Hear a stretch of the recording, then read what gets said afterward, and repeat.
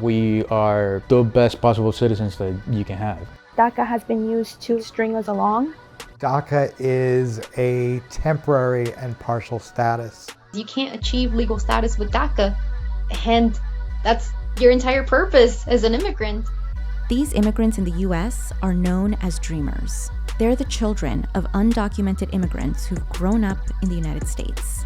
And for decades, they've been fighting for citizenship. In 2012, they got DACA. The Obama-era DACA program did not grant them citizenship, but it protected them from deportation and allowed them to work legally in the US.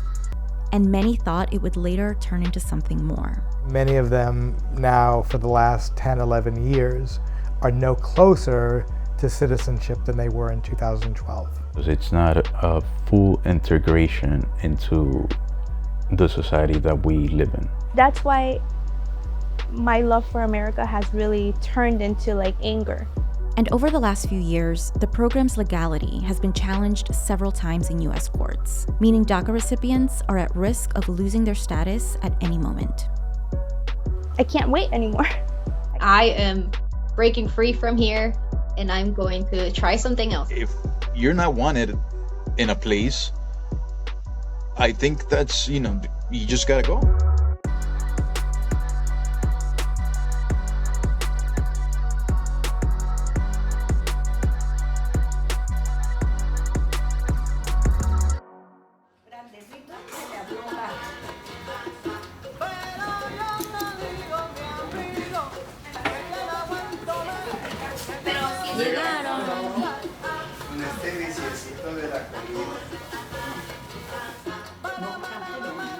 It's my 37th birthday and my brother's 31st birthday, and we are coming together as a family to celebrate.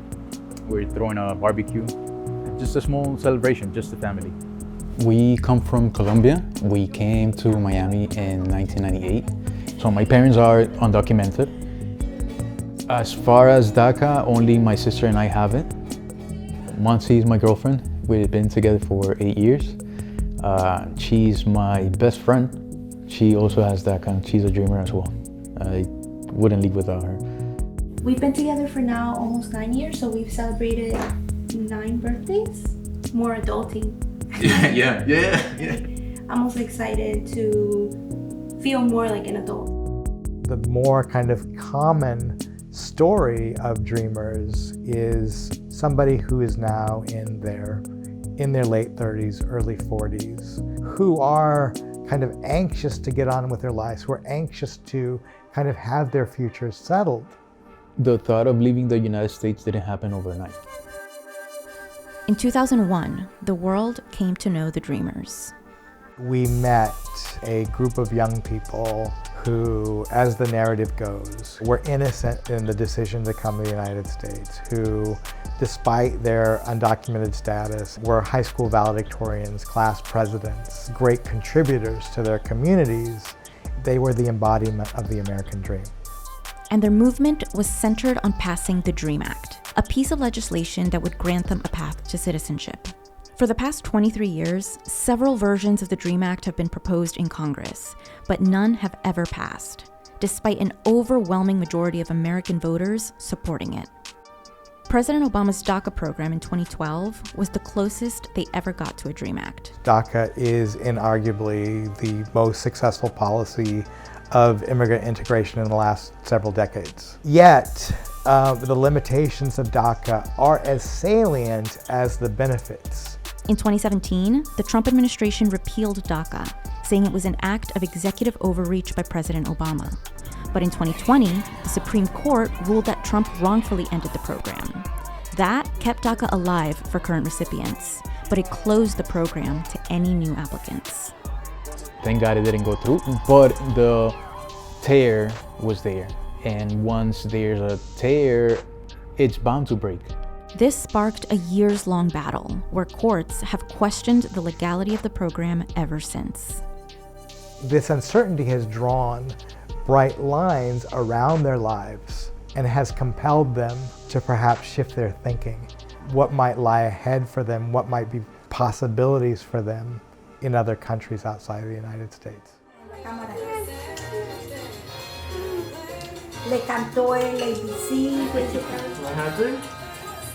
If the very little that we have achieved right now, it's gonna be taken away, what then? Nobody really lives that way. Me frustra lo de Sebastián, de que se nos vaya lejos, de tener que separarnos. Y de su compañera también, porque esa niña la queremos mucho también. Nosotros nos vinimos a este país por ellos, por un mejor futuro, entonces él pues está buscando su mejor futuro, ya ellos crecieron, ya ellos son adultos y no se han podido realizar. DACA, I feel like DACA has been used to like string us along. We can't move past a certain point.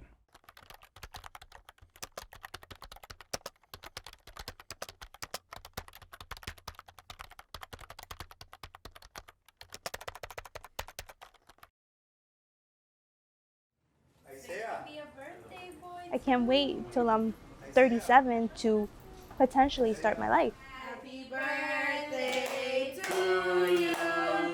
When it comes to self-deportation, it's not so negative. It's not someone kicking you out anymore. It's you saying, I'm kicking myself out.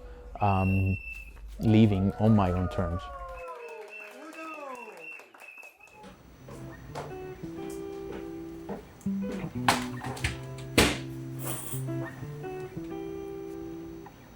As of right now, my target country is Germany. So it's more than just picking a country and just going for it. It's their laws, their customs. If it comes to Germany, I would need to learn the language.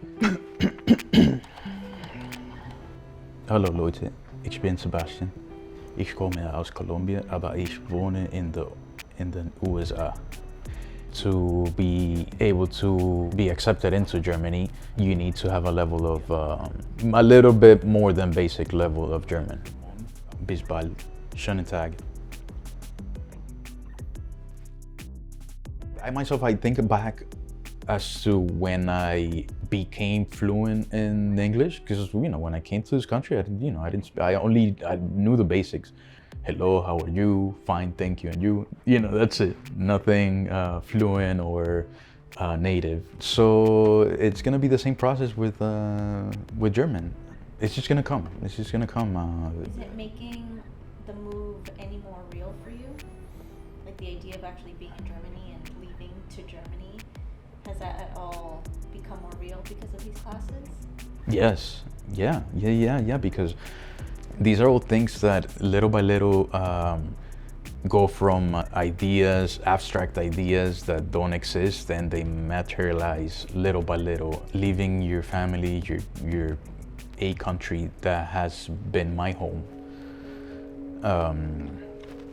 for years, into a different culture, different language, different everything. It's not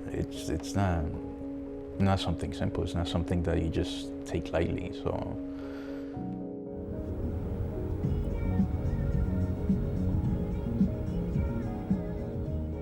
it does feel like it's closer to us now. It is a little scary, but I feel like I am resilient enough to go through it, figure it out as we get there. Obviously, that's not the way Sebastian thinks. He's very, okay, we have to learn the language. Once we learn the language, we'll take the test, and once we get certified, then we're gonna look for the jobs, and then we're gonna, talk to our families. And I'm more like, I feel like we're gonna be fine. We're gonna be good. So I signed up for college because I want to get my nursing degree. I don't really have a career. I couldn't work where I wanted to work. I couldn't go for certain kinds of careers because if I wanted to, for example, I wanted to be a teacher, I need to be a citizen, not even a resident. And I still have to pay out of state, at least in this state. So it's twice as much as a regular citizen. So it made no sense for me to pursue it.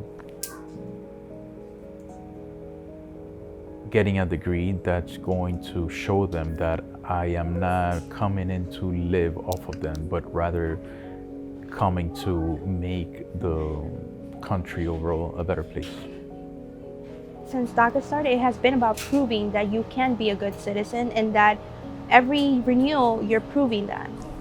You're proving that you are a law-abiding citizen, whether you have the status or not.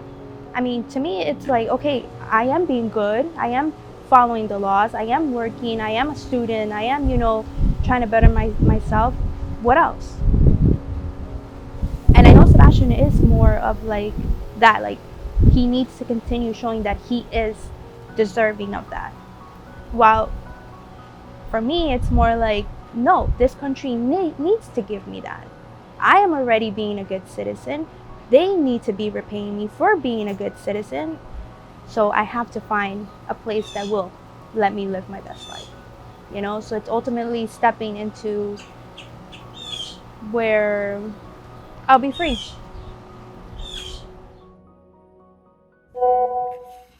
So I just got my work permit on the mail.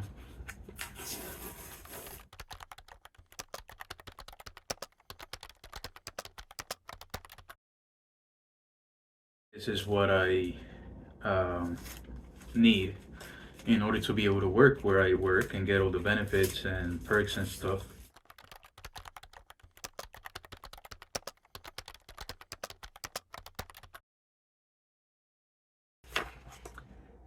It might not matter to the average person, but it makes all the difference to me. So the process of waiting for it to arrive and applying for it and everything, it's every 2 years, and it's just as stressful as the last. But once I get it, it's like I can breathe again. So it's a good day today. Now to the new push by the Biden administration. In 2022, President Biden tried to codify DACA into law, but a Texas federal court ruled that Biden's version of DACA was also illegal. People, it's like, okay, so they're doing it again. They're playing with us again. When is this gonna end? The ruling is expected to be appealed to the Supreme Court, which would make it the third time that the nation's highest court hears the legal fight over DACA. They are very loud about not wanting us here. It's a kind of confirmation for me that I'm doing the right thing.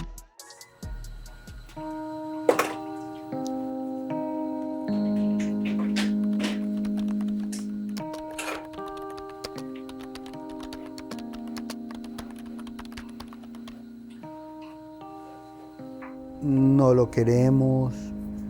Una familia normal quisiera vivir juntas en un mismo país o en una misma ciudad, en un mismo barrio, estar juntos. No es normal vivir por cuestiones de papeles separados, pues. Está esa parte, la sentimental, la de papás, pero también está el otro balance que es pues, su vida, es su futuro, el cómo se siente, porque pues en esta historia no es como nos sentimos nosotros, sino pues también cómo él se siente. Y yo sé que él también piensa mucho en dejarnos nosotros.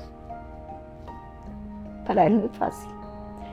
Como hijo mayor, porque él está viendo que nosotros estamos cada vez más grandes.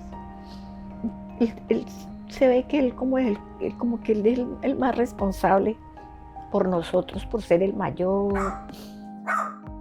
De los tres, él es el que se ha frustrado más con esto de que tantos años y nosotros no tener papeles. No teníamos pruebas para pedir un asilo, no nos íbamos a inventar pruebas, como lo de la bomba, como ver que matan la gente, como ver que en una ocasión me habían podido matar a Juan Camilo, pero no hemos querido hacer cosas ilegales, cosas fraudulentas. Entonces, solo esperando pues algo legal, ¿no?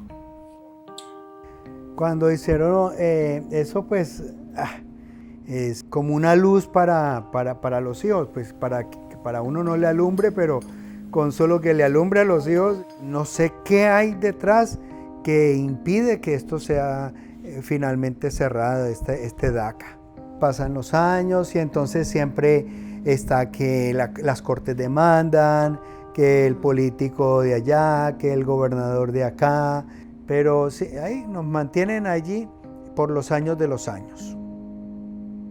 A mí lo único que me fortalece realmente es la fe en Dios y realmente Él es el que nos ha sostenido aquí.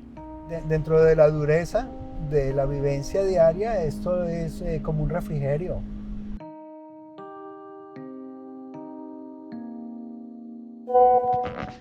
Hey Kim, good morning. The thing is that my dad had an accident on Wednesday. He fell from a ladder and he hit his head and he broke his left wrist. But he's fine. He's doing well. He's okay. They stitched him up and then and he had a surgery for his wrist yesterday and he's still at the hospital today. My mom is with him. It's part of the reality that, when I'm not here and I can't come back, no matter the emergency, I have to live with that. Right now I'm here and I'm able to help them and bring them food or whatever they need, or amongst the other things that I have to do, my job and schools and but if I'm not here, I don't have anyone else. They don't have anyone else that they can rely on. Because Sebastian is so attached to his family, I know that that's what makes it harder for him. I feel like we have had this conversation, me and Sebastian, about what it would be like if maybe he's not ready, or maybe I change my mind and he's the one that's ready to go. It would be hard. I know the kind of life that I want to live, and if it doesn't happen with Sebastian, I mean, it's sad. It does bring tears to my eyes to think that, that would drift us apart, but I know the kind of life that I want to give myself. So if it ever came to that, I think we would just talk to each other and we would just part ways, and that would be that,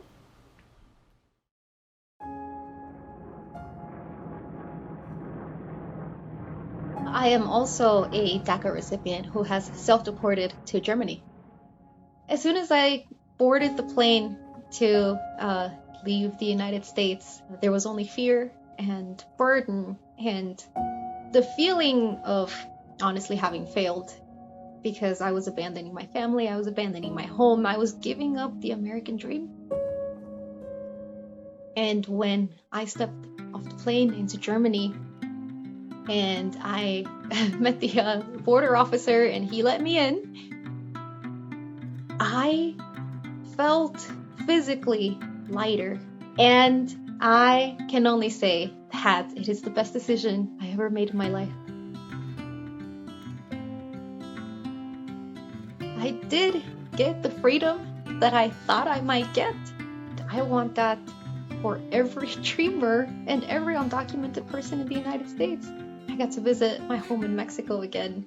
I'm still in school. I have a job that I really like. I have health insurance. I can go to the doctor when I'm sick. And here, I could work without any worry about having to renew every couple of years. And I realized maybe I had been taught that I wasn't good enough by something that was abusing me this whole time and taking advantage of my labor and my life and who I am.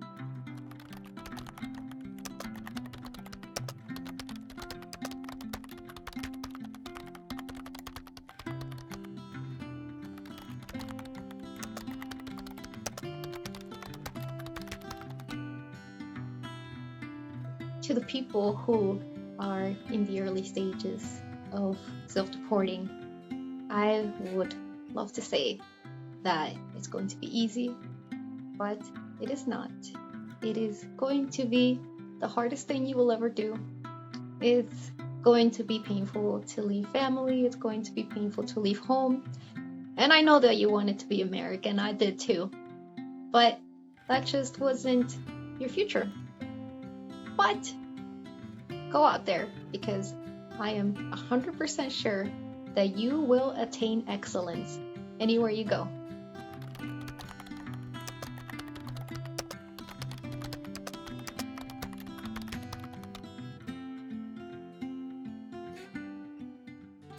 aquí ya estoy en mi primera sección de terapia, aquí donde Donales, ya me hizo la evaluación y ya, ahí mismo me sentó de una vez a arrancar la primera terapia. Tengo que venir los días lunes, miércoles y viernes. I feel that overall we both feel that it's something we need to do. So we're both on the same page on the level of, yes, we both want to leave.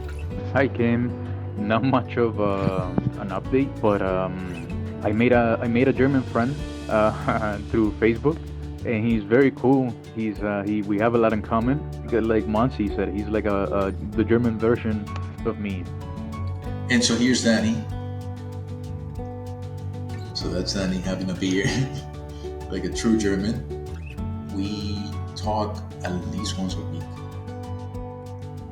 It's absolutely important for me to have a friend wherever I happen to move to. No queremos, ni ha sido el interés de nosotros nunca estorbar los planes de nuestros hijos. Interestingly so, that this then begins a whole other cycle of migration that parents and grandparents had to go through before.